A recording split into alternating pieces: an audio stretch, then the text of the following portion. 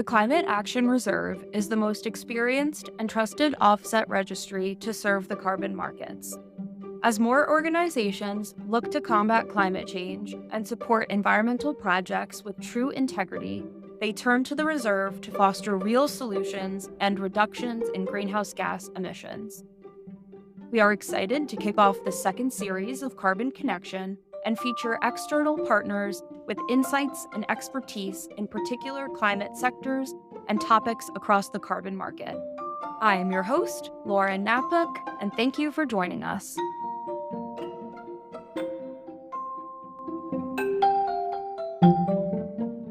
Hi, welcome to our next episode of Carbon Connection. Today, we are speaking with a special guest from the great state of Washington's Department of Ecology, Claire Boyte-White. Claire joined the team in December 2021 and leads the outreach, education, and policy relations efforts on behalf of the Climate Commitment Act Implementation Group. She serves as one of the primary program liaisons for businesses and individuals participating in the Cap and Invest program established by the CCA and works directly with a wide range of organizations and communities to increase public and private sector awareness around this powerful program. Today, we are speaking with Claire about the ins and outs of Washington's Cap and Invest program, including auctions held thus far, carbon project development opportunities, and much more. Claire, thank you for joining. Thank you so much for having me. A pleasure. Now, Claire, briefly to kick us off, would you be able to share a rundown of what is Washington's Cap and Invest program and how does it work? Absolutely. So, as you can imagine, a big climate program like this has a lot of moving parts and is pretty complicated, but I will try to give it to you in sort of the elevator pitch version. So, the quick takeaway sentence is that Cap and Invest is a market-based program that creates a financial incentive pushing Washington's biggest emitters to decarbonize over time. Kind of four sections there. But really, the big takeaway is this isn't what we would call a command and control policy where we knock on the door of an individual business and say, your emissions are too high. If you don't do this by this date, this happens. Instead, what it does is it creates a framework in which businesses are empowered to make their own decisions about how they decarbonize and when, in whatever the most cost-effective way is for them and for their customers. And essentially how we do that is we take a look at two things: the emissions statewide that are covered by the program, which is roughly 75%. So it is the biggest climate program, emissions reduction program in state history. And then we look at some emissions reduction commitments that are set in another state law. And you may have heard of these. Basically, it's that we need to reduce our emissions by 45% over 1990 levels by 2030, 70% by 2040, and 95% by 2050. And that 2030 benchmark is right around the corner.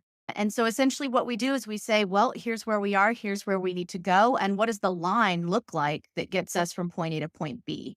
We call that our emissions cap. And we issue allowances, essentially a financial instrument, equal to that cap. So 1 metric ton of emissions is 1 allowance. And then businesses covered by the program, which by definition are the biggest emitters in Washington, those with over 25,000 metric tons per year of greenhouse gas emissions, they have to obtain these allowances to cover their emissions. And there's a couple different ways they can do that. We don't want to get into the weeds, but essentially as that cap declines to get us to where we need to be in 2030, 2040, 2050, that means we issue fewer and fewer allowances each year. And the market mechanics of supply and demand mean that if demand stays high, i.e. emissions are not reduced over time, but supply is diminished year over year, those prices get pretty high pretty quick. And essentially what it comes down to is that Cap and Invest is a program that makes it so that reducing emissions is not just good for the environment, not just critical for our work on climate change, but it also becomes a really good idea for your bottom line. Thank you so much, Claire. That was really incredibly helpful for everybody to understand Washington's Cap and Invest program and why it's so important to the market across the United States, across Washington right now, and really getting all of these actors involved. So I really appreciate that. And you mentioned allowances. So We know that these businesses and individuals who are participating in the program are looking to buy and sell these allowances. So I was wondering if you can share a little bit about what happened at the most recent auctions for these allowances and if it created any signals for the carbon market.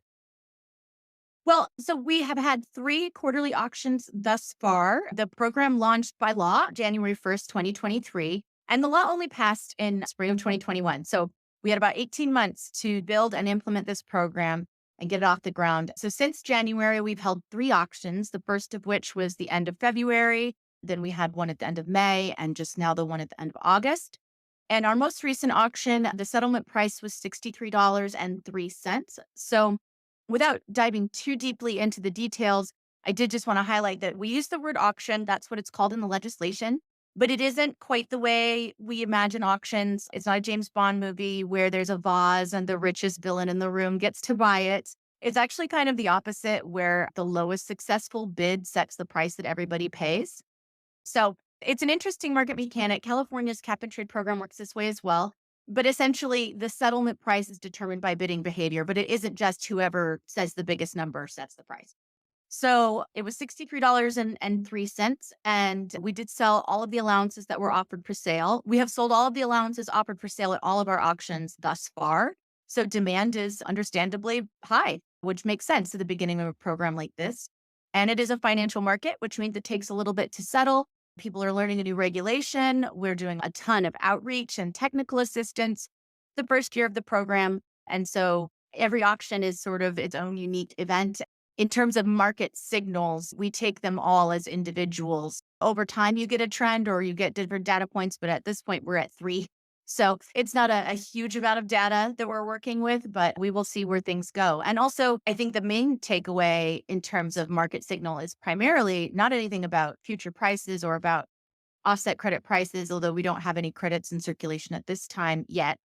It's more about the fact that what we would call compliance entities, the businesses covered by the program, are understandably still figuring out their compliance and decarbonization strategies. This thing just started, and those are long-term plans that need to take shape. So as folks get their feet under them and gain a greater understanding of what the most cost-effective way will be to reduce their emissions, I think we're going to see more and more interesting data moving forward. Thank you so much, Claire. That's really helpful to understand, especially as this program is kicking off right now and just launched its auctions. And we're really starting to see where the program's going to be going. So I appreciate that. And with the buying and selling of these credits and with the auctions so far, how is Washington going to invest the very sizable amount of money that will be and is being brought in from auctions so far? And how will Washingtonians see the positive impact of this program? That's a great question. And I'm really excited to get to talk about that a little bit because cap and invest, it's 2 pieces, right? And we really focus on the cap a lot. What's understandable, the point of the program is emissions reductions, but it actually achieves those in 2 different ways. And the invest piece is actually super critical. So the first thing to note is that ecology, while we administer the auctions, we're kind of like what I like to call the money butler. So we open the door for all that revenue. We facilitate the revenue entering the state treasury. But once it goes into those accounts, we don't have any control over where it goes. It's all subject to legislative appropriation. So we politely open the door, we give it a comfortable place to sit, and then someone else comes along and tells it what to do. But by law, so I can't say specifically, oh, we're going to fund this, we're going to fund this, because we're not going to fund anything. But by law, the legislature does have to use this funding for the big picture is critical climate projects. The slightly more granular is generally 3 buckets. And the first of those is the decarbonization of the transportation industry. That's our biggest source of emissions in the state, understandably. And so we need to be coming at that in 2 ways. One is by, again, financially incentivizing fuel suppliers to reduce their emissions, right? The emissions that are coming out from my tailpipe, your tailpipe from fuels. But also on the flip side, in order to put downward pressure on fuel prices, one great way to do that is to have other options. One great way to do that is to have increased electric vehicle infrastructure, to have increased access to non-single passenger transit options, including like bicycle and pedestrian grants for schools, including tribal transit or disability transit, all kinds of really important things, especially aimed at communities that maybe typically have not received the level of funding that they need. So it's one way that the law focuses on what I like to say is like equity, not just equality, right? So a lot of stuff all throughout the law is focused on that. But when you think about decarbonization of transportation, it's more than just making the ethanol portion of each gallon higher and higher. It's also creating pathways for individuals to make affordable and sustainable choices outside of the fossil fuel industry. So that's one bucket. Another bucket is climate resilience in our ecosystems and communities. So think people, plants, animals. That could be things like mitigating or preventing ocean acidification. Okay. We're trying to work with our marine and our aquatic ecosystems to help them be more resilient and deal with the existing impacts of climate change that we all see increasingly every year. Once again, why this program and others in the suite of climate programs we administer are so important. But it also can be things that people maybe don't think about when we talk about climate resilience, such as funding worker programs, training programs for workers who need to develop new skill sets as we transition to this clean energy economy. We're going to need more people that have different kinds of skill sets, and that requires a transition. And the legislature wanted to support Washington residents in that transition. So that's kind of the middle bucket. And then the last one is focusing on issues of environmental justice and health inequity, back to that equity, not equality concept. So that's largely around increasing our air quality monitoring network, especially in communities that are what we call overburdened. So they suffer a confluence of different disadvantages, but are highly impacted by air pollution specifically, because this is an air quality, air pollution focused program. So increasing air quality monitoring in those communities, and then also funding the research and development of strategies to combat the very specific issues that are being experienced in these communities, because they're often in very heavily industrial areas, right?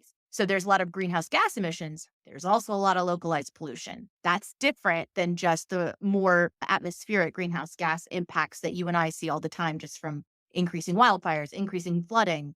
There's other more localized issues as well. So that account focuses on funding those things. So in terms of day to day, I mean, the big stuff is, I think the stuff we just hit on, but one of the big ones will be increasing access to a more diverse array and a more sustainably, affordably priced array of green technology options, whether that be in terms of home heating, transportation, the products on your grocery store shelves. If it got to you in a cleaner way, if it was shipped with a cleaner vehicle using cleaner fuels, if it was made with more sustainably resourced materials, all of that in terms of life cycle emissions is really important.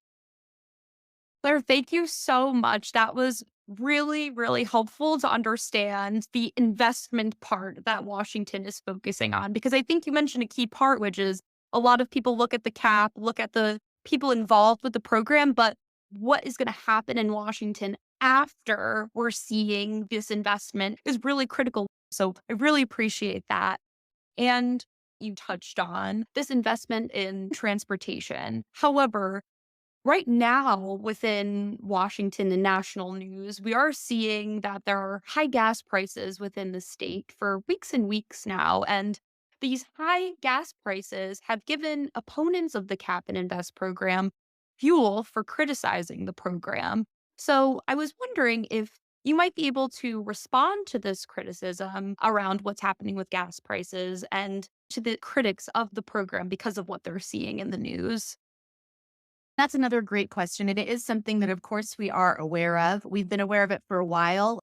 Fuel suppliers started increasing prices a same amount at the same time, but in as early as January, when no business had been able to spend even a penny on compliance yet. We hadn't had an auction yet, so we weren't quite sure where those increased costs were coming from. But we are certainly aware of it. And I think what it comes down to is the data. And yes, we have 3 auctions under our belt, and people have opinions about what prices should or shouldn't be. And those opinions are all over the board, depending on what corner you're coming from. But at the same time, there's data about, for example, gas prices in Oregon moving in lockstep. They started lower than we do, but they get almost all of their gas from Washington refineries. And their increase in prices over the same period I think it's about $1.20 of it was the same. And so then there's just this relatively small piece that was different in Washington. So the majority of these price increases can't be attributed to our climate programs because Oregon doesn't have similar climate programs. So it just doesn't really logically make sense that the same thing would be happening in another jurisdiction and it would somehow be the fault of Washington's climate programs. But in addition, there's other demonstrable factors at play, and supply and demand is almost always the biggest one. And to that end, we know that both the BP Cherry Point refinery and the Olympic pipeline were undergoing upgrades and maintenance in late spring, which is just right as soon as we're coming into the high demand travel season of the summer. And so that's just sort of a confluence of restricted supply and increased demand. We all know what that means. And so there's that. We also saw, however, that even before that, refineries were not at their full production capacity for whatever the reason was. There's also been OPEC restrictions. So there's just a lot of things that go into fuel pricing that is beyond regulation. Now, whether or not fuel suppliers are increasing their prices as part of a business decision and then telling people that it is regulatory, well, that's 100% within their purview. We don't actually regulate the pricing or profit margins of oil companies or any other company. But I mean, I think that people are seeing the degree to which those business decisions are negatively impacting consumers. No one wants to pay more for anything really ever. But at the end of the day, what I said earlier about the transition to the clean energy economy and what that looks like, that's not tomorrow, but the amount of money that's been raised so far will be taking big steps towards it. And when we have an increased number of electric vehicles on the road, even if you or I couldn't afford to buy one, and they will become more affordable, and we already see way more of them on the roads now. In fact, actually, under our zero emissions vehicle program, we're supposed to have Washington, adopting, I think it's like 8% of new vehicle sales should be EVs. And this year it's 17% already. So we're doing good. And that will just keep going. We're picking up speed. But what happens when our neighbor buys an EV, and even if you and I are still driving our old regular car, it puts downward pressure because it reduces demand. So supply of fuels is what it is. If demand keeps going down at a certain point, there is a cap, pun intended, I guess, on how much fossil fuel companies are able to charge their consumers, regardless of what reason they want to put on it. And I guess the last little piece I would note there is that ecology does not require, under this program or any other, we're not making anybody increase their prices. And if prices are increasing, that money from that surcharge or whatever, it's not like a sales tax where every quarter they cut us a check and it's 10% of every sale. That money just goes to the company's bottom line. And because there is no transparency in fuel pricing or, private company pricing, the degree to which they use any or all or none of that revenue to cover compliance costs under cap and invest or any other regulatory program is really opaque. We really just don't know. And so I know that there has been talk about maybe it's time for people to be able to know, though that's not part of my program. Thank you so much, Claire. I really appreciate you addressing these critiques and promoting the fantastic work that the program is doing and how it's the tool within this large climate toolbox to ensure that we're reducing emissions. We're trying to respond to the supply and demand of these credits within the market. So I appreciate that. And looking at the rulemaking process on offsets, we see that the Climate Commitment Act requires ecology to adopt rules to implement the Cap and Invest program to achieve this goal of zero greenhouse gas emissions. And I was wondering if you can share a little bit more about what the structure of this rulemaking currently looks like. Will it look the same in the future? Will it change in the future? And anything you can share about what rulemaking on offsets looks like within Washington. Absolutely. So we did adopt 4 offset protocols in our big programmatic rulemaking last year. So we did the Climate Commitment Act program rule 446. And in that we did adopt 4 protocols from California. And the reason we did that is because California's program, their cap and trade program, has been around for over a decade. And these protocols are, if it ain't broke, don't fix it. And the good thing about that for us is that while direct emissions reductions by entities is the point of the program, right? It can't all be offsets. At the same time, there are a lot of really powerful project types that can bring direct benefits to Washington, which is one of the requirements of the law that all offset projects in a standalone, unlinked program, as just Washington on its own, they need to provide direct environmental benefits to the state of Washington. And there are ways to do that that are not just a business reducing the emissions from their smokestack, for example. And so we wanted to make sure that that aspect of the program was up and running as soon as it could be, because there are so many steps between us saying this is the kind of project that could qualify and a specific project actually getting to the point of having credits issued and being able to sell them, et cetera. Because we're a regulatory program, we have to be really stringent with our quality control, essentially. And so that means a bunch of different things. We have our 2 approved carbon registries, including Climate Action Reserve. And y'all are part of that work of vetting and making sure that things adhere to our regulation. But there's also a third-party verification aspect to it. So it's not snap your fingers and suddenly you're generating money on the offsets market. It's really stringent, and that's by design. So in order to be able to allow Washington to start benefiting from these projects as soon as possible, adopting 4 protocols that we already knew functioned was the best way to kind of leapfrog off of work that's already been done. The law also says, however, though, that we need to be exploring the possibility for a more diverse range of offset projects under the program, including taking a look at things such as aggregation, enabling potential developers to use more cost-effective inventory management, those kinds of things. So we have to look at those things. And so the rulemaking that we announced just recently is really that. It's us saying, all right, we've got these 4. Is there any little thing we need to tweak there? And even if there isn't, are we looking at other stuff, et cetera? So we just announced that. So I don't have anything huge to share about it, except that we will be convening some technical work groups focused on specific types of projects and bringing their expertise, which can mean many different things, to bear on these very technical scientific policies. So we have not opened applications for those work groups yet. We just announced the rulemaking the other day, but that will be part of it. And we'll be taking a look at what else is out there in terms of potential for projects that could benefit Washington. That's really exciting. And I encourage everyone to go look at these offerings that Washington has, but also to keep an eye out for what's coming in the future because the program is moving fast and it's going to We're be moving doing fast. moving fast and it's going to be really taking the charge across the carbon market within the US. So that is awesome and exciting.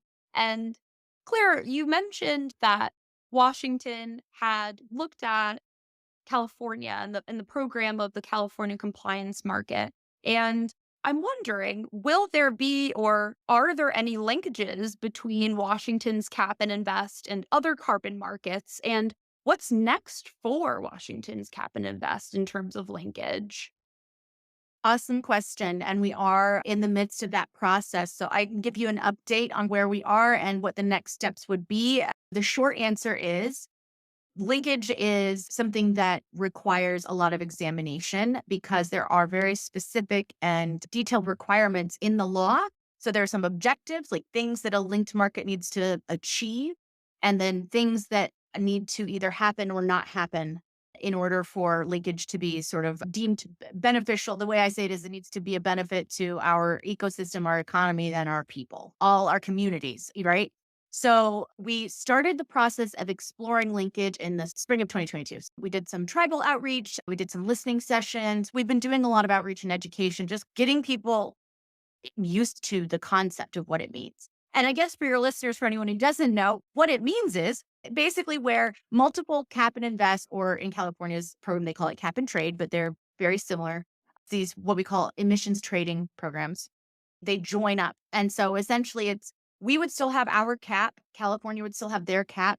We would still issue our allowances. They would still issue theirs. So the numbers of allowable emissions across jurisdictions would not be by definition changed, but we would have joint auctions and everything would be sold at one settlement price the same day. And allowances that were originally issued in the Washington program could be used to cover California emissions and vice versa. So it just creates a larger, more fluid market with more participants, more allowances.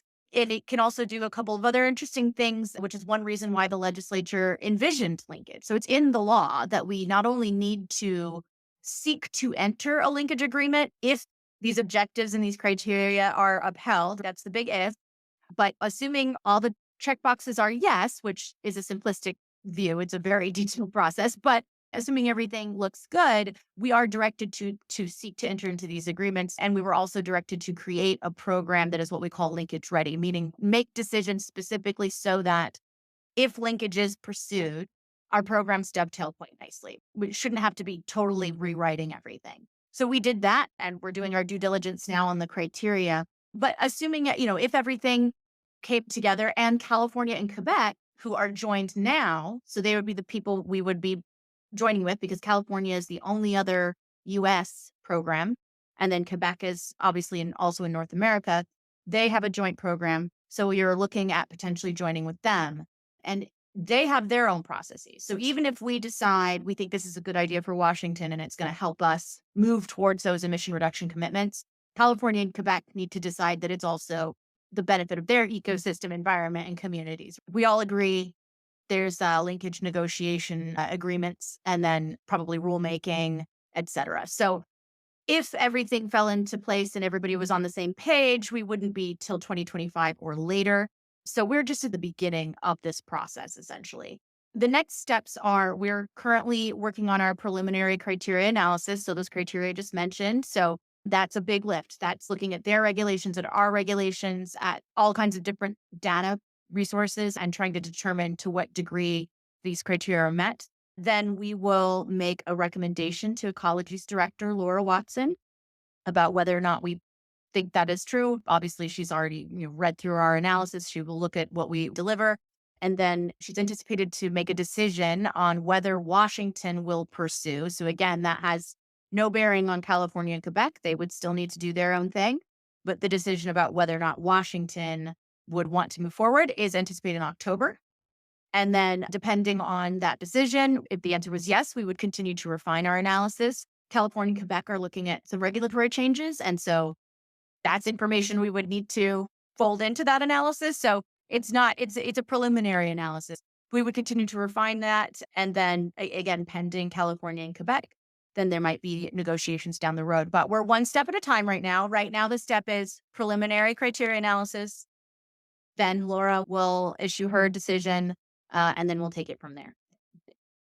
Thank you, Claire. I really appreciate that because it shows how forward looking Washington's program is, even though it did just launch, already looking at future linkages, current linkages. How are we going to be able to collaborate with others within the carbon market and really have more participants enter and more folks involved? So I really appreciate that. And Claire, before we close today, I wanted to just first ask if you have any recommendations or advice for people who might be entering the Washington carbon market?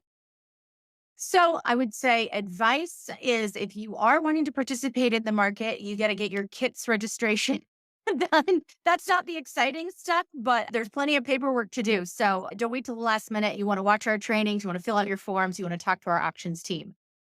In terms of offsets, I would say check out our webpage. You can go to just cca.wa.gov, and that will redirect you to all the Cap and Invest pages on the Ecology website. There's an offsets page. You'll be able to find rulemakings on our website as well and sign up for email alerts if that's what you're interested in. And as we move forward in the rulemaking process, we will have opportunities for public input, both informal, like attending webinars and asking questions and getting information. And then in another phase, formal, like at public hearings, where your comments are part of a document and we respond to them and it's very formal. So please, if you're interested in that aspect of the program, we welcome public input because there is such a breadth of experience and expertise in Washington state. And while we know a lot about Cap and Invest, we don't know a lot about everything under the sun. And so we are always happy to have people give us their expertise when it comes to things like this. So if this is something you care about, participate. And in terms of closing remarks, you touched on some criticisms that have been leveled at the program. And at the end of the day, there's always going to be folks who don't believe in climate change. There's always going to be people who just don't want to be regulated for any reason. But I think we can see by our volatile weather patterns, by our increasing heat spikes, by the fact that new build houses now, air conditioning is standard. And that did not used to be a thing. You did not used to have air conditioning in Washington state, and you really do now. And wildfire smoke, all of that, this is not something that can wait anymore. The climate crisis is now, and we really can't wait for things to be universally popular in order to take decisive action. And this program, it's not the only piece. There's a lot of powerful climate programs working in concert, but it is a big piece and it can't wait.